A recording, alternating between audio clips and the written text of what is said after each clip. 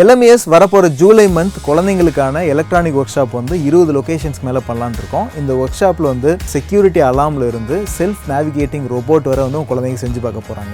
இந்த work shop July 7th இருந்து ஒவ்வொரு சண்டேயும் 4 சண்டே நடக்க இருக்குது. இந்த ஒர்க் ஷாப்பில் உங்கள் குழந்தைங்க கலந்துக்கணும் அப்படிங்கிற பட்சத்தில் உங்கள் குழந்தைங்களோட ஏஜ் குரூப் வந்து 7 to 15 இருந்தது அப்படின்னா LMES.in அப்படிங்கிற வெப்சைட்டில் போய் ரெஜிஸ்டர் பண்ணுங்கள். நன்றி.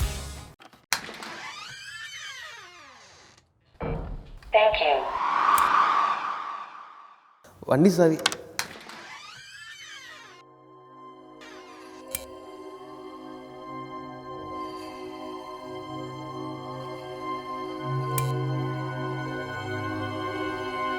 என்ன லைட் தானே ஆணையா போகுது?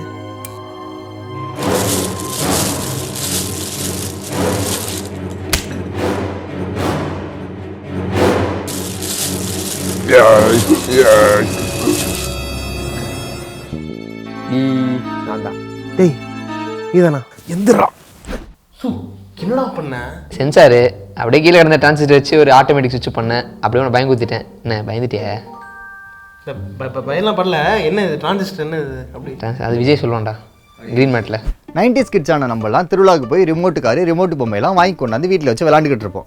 ஆனால் 2 நாளில் ஆர்வப்பட்டு அவசரப்பட்டு அம்மாவுக்கு தெரியாமல் திருவிழாவில் வாங்கின பொம்மையெல்லாம் திருட்டுத்தனமாக உடச்சி உள்ளே எட்டி பார்த்தோம் அப்படின்னா நமக்கு கண்ணுக்கு கவர்ச்சியாக கால் மூட்டை தெரியும். நான் பக்கத்திலே கருப்பு கலரில் கம்பியோடு இருக்கும் பார்த்தீங்களா, அதான் டிரான்சிஸ்டர். எங்கள் மம்மிக்கு தெரிஞ்சால் மண்டையை உடச்சிருவாங்களேன்னு மோட்டரை மட்டும் எடுத்துகிட்டு மற்றதெல்லாம் மண்ணுக்குள்ளே போச்சு வச்சுருவோம். அப்படி நம்ம புதைச்சி வச்ச அந்த டிரான்சிஸ்டர் மட்டும் நிறைய கண்டுபிடிக்காமல் இருந்தாங்க அப்படின்னா அரவிந்த் செஞ்ச சென்சார் சர்க்கியூட்லேருந்து பேசுகிற ஃபோனு, பார்க்குற டிவி, பறக்கிற பிளேனு, சமைக்கிற இண்டக்ஷன் ஸ்டவ் இது எதுவுமே இப்போ இருக்க மாதிரி இருக்காது. அப்படி இந்த டிரான்சிஸ்டர் என்ன செய்யுது, எப்படி செய்யுது அப்படிங்கிறத நம்ம தோண்டி பார்க்க போகிறோம். தோண்டி பார்க்குற அளவுக்கு அதில் அப்படி என்ன இம்பார்ட்டண்ட்டாக இருக்குன்னு கேட்குறீங்களா? அது எவ்வளோ இம்பார்ட்டண்ட்டாக இருந்தால் இந்த ஃபோனை நம்ம உடச்சி பார்த்தோன்னு வச்சுக்கோங்களேன், உள்ள 40,000 கோடி டிரான்சிஸ்டர் இருக்குமா.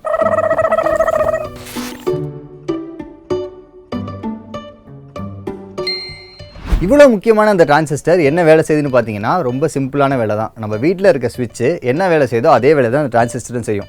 நமக்கு எப்போ லைட்டு வேணுமோ அப்போ நம்ம ஸ்விட்சை வந்து கையை வச்சு ஆன் பண்ணுவோம். எப்போ லைட் வேணாமோ அப்போ ஸ்விட்சை கையை வச்சு ஆஃப் பண்ணுவோம். இதே வேலையை தான் அந்த டிரான்சிஸ்டரும் செய்யும். ஆனால் இது கரண்ட்டாலே ஆன் ஆகும், கரண்ட்டாலே ஆஃப் ஆகும். நம்ம அதை கையை வச்சு ஆன் ஆஃப்லாம் பண்ண தேவையில்லை. இது கிட்டத்தட்ட ஒரு ஆட்டோமேட்டிக் எலக்ட்ரிக்கல் ஸ்விட்ச் மாதிரி. சரி, இது நார்மலாக ஸ்விட்ச் செய்கிற அதே வேலையை தானே செய்யுது. இதுக்கு நான் நார்மல் ஸ்விட்சை யூஸ் பண்ணுவேனே, எதுக்கு எனக்கு டிரான்சிஸ்டர் அப்படின்னு உங்களுக்கு கேள்வி வரலாம். இதில் உங்களுக்கு எக்ஸாம்பிளோட சொல்கிறேன். இப்போ நம்ம ஃபோன் எடுத்துக்கிறோம். ஃபோனில் பார்த்தீங்கன்னா கேமரா இருக்குது, டார்ச் இருக்குது, இதே மாதிரி இன்னும் நிறையா இருக்குது. இப்போது நமக்கு கேமரா வேணும்னு வச்சுக்கோங்களேன். நம்ம இந்த ஆப்பை ஓப்பன் பண்ண உடனே திடீர்னு என்ன பண்ணுது, கேமரா ஆன் ஆகுது. இது எப்படி நடக்குது? இப்போ பார்த்தீங்கன்னா நம்ம ஆப் ஓப்பன் பண்ண உடனே அந்த சர்க்யூட்டில் இருக்க டிரான்சிஸ்டர்ஸ்லாம் ஆன் ஆகி நமக்கு எப்போ கரண்ட் வேணுமோ அப்போ மட்டும் கேமராக்கு இந்த கரண்ட் அனுப்பும். இந்த வேலையை தான் பார்த்தீங்கன்னா இந்த டிரான்சிஸ்டர் செய்யுது. இதே மாதிரி ஃபோனில் டார்ச்சு அது இது நிறையா இருக்குது இல்லையா? ஸோ நம்ம நார்மல் சுவிட்ச் யூஸ் பண்ணோம்னு வச்சுக்கோங்களேன், நம்ம ஃபோன் வந்து ஃபோனாக இருக்காது, பெரிய சுவிட்ச் போர்டு மாதிரி இருக்கும். இவ்வளோ பெருசாக இருக்க வேண்டியது ஃபோனை தமாத்தூண்டாக்குன அந்த தமாத்தூண்டு டிரான்சிஸ்டர் எப்படி ஒர்க் ஆகுது அப்படிங்கிறத பார்த்துருவோம். இதை எதை வச்சு செஞ்சிருப்பாங்கன்னு பார்த்தீங்கன்னா, கரண்ட்டை நல்லா கடத்துற கண்டக்டர் இல்லாமல், கடத்தவே கடத்தாத இன்சுலேட்டர் இல்லாமல், ரெண்டுக்கு நடுவில் இருக்க குறைக்கடத்திங்கிற செமிகண்டக்டர் வச்சு தான் செஞ்சிருப்பாங்க. இங்கே நம்ம யூஸ் பண்ண செமிகண்டக்டர் என்னென்னு பார்த்தீங்கன்னா சிலிக்கான், பாஸ்பரஸ், போரான், இது 3 கலந்து செஞ்சது தான் இந்த டிரான்சிஸ்டர். சரி, இந்த செமிகண்டக்டர்லாம் எப்படி ஒரு சுவிட்ச் மாதிரி மாறுது அப்படின்னு நம்ம புரிஞ்சுக்கணும் அப்படின்னா, அது ஒரு அட்டாமிக் லெவலில் எப்படி எலக்ட்ரான்ஸ் மூவ் ஆகுது அப்படின்னு நம்ம புரிஞ்சுக்கணும்.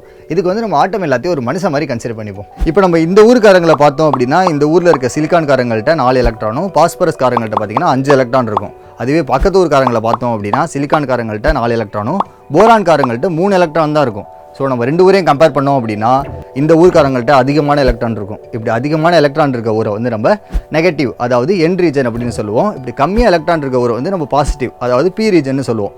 இப்போ இந்த 2 ஊரும் சந்திக்கிற இடத்துல என்ன நடக்குன்னு பார்த்தீங்கன்னா, பாஸ்பரஸில் இருக்க எக்ஸ்ட்ரா எலக்ட்ரானு ஸ்ட்ரைட்டாக போரானுக்கு ஃப்ளோ ஆகி இங்கே இருக்க பாஸ்பரஸ், போரான், சிலிக்கான் எல்லாத்துட்டையும் சமத்துவமாக 4 எலக்ட்ரான் இருக்கும்.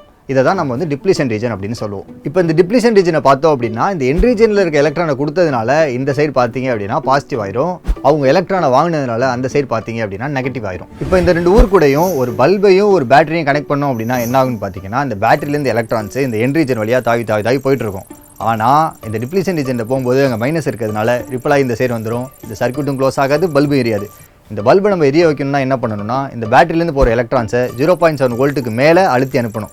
அப்படி அனுப்பணும் அப்படின்னா இந்த எலக்ட்ரான் ஃப்ளோ நடந்து இந்த டிப்ளீஷன் ரீஜனையும் தாண்டி போயிட்டு இந்த சர்க்யூட் க்ளோஸ் ஆகும், பல்பு எரிஞ்சிடும். ஆனால் இது சுவிட்ச் மாதிரி ஆக்ட் ஆகவே இல்லையே. கரண்ட்டை கொஞ்சம் அழுத்தி அனுப்பினாலே சர்க்யூட் க்ளோஸ் ஆகி பல்பு எரிஞ்சிடுது. இதை நம்ம சுவிட்சாக மாற்றணும் அப்படின்னா இது கூட இன்னொரு என் ரீஜனை ஆட் பண்ணணும். இப்போ நம்ம ஆட் பண்ணதுக்கப்புறம் அங்கே ஒரு டிப்ளீஷன் ரீஜன் உருவானும் இல்லையா, உருவாயிருச்சு அங்கே ஒரு டிப்ளீஷன் ரீஜன். இதனால எலக்ட்ரான் ஃப்ளோ பார்த்தீங்கன்னா ஸ்டாப் ஆயிரும், பல்பு பார்த்தீங்கன்னா ஆஃப் ஆயிரும். இப்போ இதை ஒரு சுவிட்சாக மாற்றுறதுக்கான வேலையில் இறங்குவோம். அதுக்கு நம்ம என்ன பண்ணணும்னா இந்த பேட்டரியோட பாசிட்டிவ்லேருந்து அந்த பி ரீஜனுக்கு ஒரு கனெக்ஷன் கொடுத்துரும். இப்படி கொடுத்ததுனால என்ன ஆகுன்னு பார்த்தீங்கன்னா அங்கே ஆல்ரெடி நெகட்டிவ்லேருந்து போயிட்டு இருக்க எலக்ட்ரான்ஸு அந்த பாசிட்டிவ் ஒயர் வழியாக மறுபடியும் பேட்டரிக்கே வந்துடும். இப்போ இந்த பி ரீஜனில் என்ன நடக்கும்னு பார்த்தீங்கன்னா எலக்ட்ரான்ஸ் நிறையா குவிய ஆரம்பிக்கும். இதனால் அங்கே என்ன நடக்கும்னு பார்த்தீங்கன்னா ஒரு எக்ஸ்ட்ரா புஷ் கிரியேட் ஆகும். ஸோ இந்த புஷ்னால இங்கே இருக்க எக்ஸ்ட்ரா எலக்ட்ரான்ஸ்லாம் இந்த என் ரீஜனை தாண்டி போயிட்டு இந்த சர்க்யூட்டும் க்ளோஸ் ஆகி இந்த பல்பு எரிஞ்சிடும். இதுலேருந்து என்ன புரியுதுன்னு பார்த்தீங்கன்னா நம்ம பேட்டரியோட பாசிட்டிவ் ஒயர் அந்த பி ரீஜனில் கனெக்ட் ஆயிருந்தால் தான் சர்க்யூட் க்ளோஸ் ஆகிட்டு இந்த பல்ப் எரியும். அந்த ஒயரை நம்ம எடுத்துட்டோம் அப்படின்னா சர்க்யூட் ஓப்பன் ஆகிட்டு பல்ப் ஆஃப் ஆயிரும். இப்போ அந்த டிரான்சிஸ்டரோ ஒரு சுவிட்ச் மாதிரி ஆக்ட் ஆக ஆரம்பிச்சிச்சு. இப்போ வந்து நம்ம இது ஒரு ஃபோன் கூட கம்பேர் பண்ணிக்கலாம். இப்போ வந்து அந்த லைட் எடுத்துட்டு அந்த இடத்துல கேமரா வச்சுருவோம். இந்த பாசிட்டிவ்லேருந்து ஒரு ஒயர் போகுது பார்த்தீங்களா, அந்த இடத்துல ஒரு கட்டை போட்டு ஒரு சென்சார் வச்சுருவோம். இப்போ என்ன ஆகும்னா நம்ம டச் கொடுத்தோன்னே அந்த சென்சார் இருக்க இடத்துல சிக்னல் க்ளோஸ் ஆயிரும், சர்க்யூட்டும் க்ளோஸ் ஆகிட்டு ஸ்ட்ரைட்டாக நம்மளுக்கு கேமரா ஆன் ஆயிரும். இப்படி தான் இந்த ஃபோனில் வந்து டிரான்சிஸ்டர் ஒர்க் ஆகுது. இந்த டிரான்சிஸ்டரில் இந்த சைடு இருக்கிறது எமிட்டார், இந்த சைடு இருக்கிறது கலெக்டார். இது ரெண்டுக்கு நடுவில் இருக்கதான் பேஸு. இதுவே இந்த ரியல் டைமில் இருக்க டிரான்சிஸ்டர் பார்த்தோம்னா இந்த மாதிரி தான் இருக்கும். இதில் இருக்க இந்த 3 கம்பியில் இந்த சைடு இருக்கிறது எமிட்டார், இந்த சைடு இருக்கிறது கலெக்டார், அதே மாதிரி இதில் நடுவில் இருக்கிறது பேஸ். இப்போ உங்களுக்கு டிரான்சிஸ்டர்னா என்ன, அது எப்படி ஸ்விட்சாக ஒர்க் ஆகுது அதெல்லாம் புரிஞ்சிருக்கும். ஆனால் அந்த டிரான்சிஸ்டர்லாம் கண்டுபிடிக்கிறதுக்கு முன்னாடி டிரான்சிஸ்டருக்கு பதிலாக வேறு எதை யூஸ் பண்ணியிருப்பாங்க அப்படிங்கிறத ஒரு ஃப்ளாஷ்பேக் போய் பார்த்துட்டு வந்துடலாம். இப்போ நம்ம இருக்க வருஷம் பார்த்தீங்கன்னா 1944 இருக்க இடம் வந்து நியூ மெக்சிகோ. வெளியில் வேர்ல்டு வார் 2 நடந்துகிட்டு இருக்கு. யூஎஸ் வந்து மேன்ஹட்டன் அப்படின்னு ஒரு ப்ராஜெக்ட் ஒன்று ஒர்க் பண்ணிட்டு இருக்காங்க. அந்த ப்ராஜெக்ட்டில் ஹார்வர்ட் மார்க் 1 அப்படின்னு கம்ப்யூட்டர் ரெடி பண்ணியிருக்காங்க. ஏன்னு பார்த்தீங்கன்னா இவங்க போடுற அட்டாமிக் பாம் எந்த அளவுக்கு அழிவை ஏற்படுத்தும் அப்படின்னு இவங்க கால்குலேட் பண்ணுறதுக்காக இந்த கம்ப்யூட்டர் ரெடி பண்ணியிருக்காங்க. இந்த கம்ப்யூட்டரில் நம்ம யூஸ் பண்ணுற டிரான்சிஸ்டருக்கு பதிலாக அவங்க வேறு ஏதாவது யூஸ் பண்ணியிருக்கணும் இல்லையா, அவங்க அப்படி யூஸ் பண்ணது தான் இந்த எலக்ட்ரோ மெக்கானிக்கல் ரிலே அப்படின்னு ஒன்று. அதில் பார்த்தீங்கன்னா 2 கம்பி இருக்கும். ஒரு கம்பி கீழே, இன்னொரு கம்பி அதுக்கு மேலே. இந்த கம்பி 2 டச் ஆனால் தான் வந்து கரண்ட் ஃப்ளோ நடக்கும். இந்த கம்பியை கீழே கொண்டு வரதுக்காக அதுக்கு கீழே எலக்ட்ரோ மேக்னெட் வச்சுருப்பாங்க. ஸோ எப்போல்லாம் இந்த எலக்ட்ரோ மேக்னெட் ஆன் ஆகுதோ அப்போ வந்து இந்த கம்பியை கீழே கொண்டு வந்துடும், சர்க்யூட்டு க்ளோஸ் ஆகிட்டு கரண்ட் ஃப்ளோ நடக்கும். எலக்ட்ரோ மேக்னெட் ஆஃப் ஆயிடுச்சு அப்படின்னா சர்க்யூட் பிரேக் ஆகி கரண்ட் ஃப்ளோ நடக்காது. இப்படி தான் இந்த எலக்ட்ரோ மெக்கானிக்கல் ரிலே வந்து ஒர்க் ஆனிச்சு. ஆனால் அதில் இருக்க மைனஸ் என்னென்னு பார்த்தீங்கன்னா அதோட சைஸ் பெருசாக இருக்கிறதுனால நம்ம யூஸ் பண்ண கம்ப்யூட்டரோட சைஸும் இந்த ரூம் சைஸ் ஆயிடுச்சு. அப்புறம் இதில் இருக்க இன்னொரு மைனஸ் வந்து அதில் மூவிங் பார்ட் இருக்கிறதுனால அதோட ஃபெயிலியர் ரேட்டு வந்து அதிகமாகிடுச்சு. இதை ரீப்ளேஸ் பண்ணுறதுக்காக கொண்டு வந்தது தான் வேக்யூம் டியூப்ஸு. வேக்யூம் டியூப் வந்து இந்த டிரான்சிஸ்டர் மாதிரி ஒர்க் ஆனாலும் ஓவர் ஹீட் ஆகி பட்டு வெடிச்சு அதுவும் ஃபெயிலியர் ஆயிடுச்சு. இந்த பிரச்சனை எல்லாத்தையும் சால்வ் பண்ணி 1947 பெல் லேபில் இருந்த 3 சயின்டிஸ்ட் சேர்ந்து கண்டுபிடிச்சது தான் வந்து இந்த டிரான்சிஸ்டர். இந்த டிரான்சிஸ்டர் கண்டுபிடிச்சதுக்காக அவங்களுக்கு நோபல் ப்ரைஸ்லாம் கொடுத்தாங்க. இவங்க மட்டும் இந்த டிரான்சிஸ்டர் கண்டுபிடிக்கலன்னு வச்சுக்கோங்களேன், நம்ம ஃபோன்லாம் பாக்கெட்டில் வச்சு சுற்றவே முடியாது. சரி, இப்போ அரவிந்த் செஞ்ச அந்த சென்சார் சர்க்யூட் எப்படி பண்ணுறது அப்படிங்கிற கதைக்கு வருவோம். இந்த சர்க்யூட்டில் பார்த்தோம் அப்படின்னா ஒரு சென்சாரு, ஒரு டிரான்சிஸ்டர், ஒரு பேட்டரி, அப்புறம் எலக்ட்ரோ மேக்னெட் இருக்கும். அதுவே பக்கத்தில் இன்னொரு சர்க்யூட்டில் எலக்ட்ரோ மெக்கானிக் ரிலே ஆல்ரெடி நம்ம பார்த்தோம்ல அது இருக்கும். அது கூட ஒரு பல்பை கனெக்ட் பண்ணியிருப்பாங்க. அந்த 2 அவுட்புட்டையும் கொண்டு போயிட்டு ஸ்ட்ரெயிட்டாக ஏசி கரண்ட்டில் கனெக்ட் பண்ணியிருப்பாங்க. இப்போ யாராவது வீட்டுக்குள்ளே வந்தாங்க அப்படின்னா இந்த சென்சார் சென்ஸ் பண்ணிவிட்டு இதோட அவுட்புட்டை இந்த டிரான்சிஸ்டருக்கு அனுப்பும். இந்த டிரான்சிஸ்டர் இப்போ சுவிட்ச் மாதிரி ஆக்ட் ஆகிட்டு இந்த சர்க்யூட்டையும் க்ளோஸ் பண்ணிடும். உடனே என்ன ஆகுன்னு பார்த்தீங்கன்னா இந்த எலக்ட்ரோ மேக்னெட் ஆன் ஆகும். இதனால இது பக்கத்தில் இருக்க இந்த எலக்ட்ரோ மெக்கானிக்கல் ரிலே க்ளோஸ் ஆகிட்டு அதோட சர்க்யூட்டை க்ளோஸ் பண்ணும். இப்போ பல்பு எரியும். இவ்வளோ குட்டியான விஷயம் தான், ஆனால் எவ்வளோ பெரிய விஷயம் செய்து பார்த்தீங்களா. அதை இன்னும் குட்டியாகிறதுக்கு குவாண்டம் ஃபிசிக்ஸ்லாம் யூஸ் பண்ணி இன்னும் ரிசர்ச் பண்ணிட்டு இருக்காங்க. அது எப்படி பார்த்தாலும் இன்னும் கொஞ்ச நாளில் குவாண்டம் கம்ப்யூட்டர்லாம் வந்துடும், நம்மளையும் ஆட்டி படிச்சிடும். நன்றி. இப்படியும் இந்த விஜய் கிரீன் முடிச்சு விட்டியான், இனி நம்மளுக்கு வேலை இல்லை. பார்ப்போம்.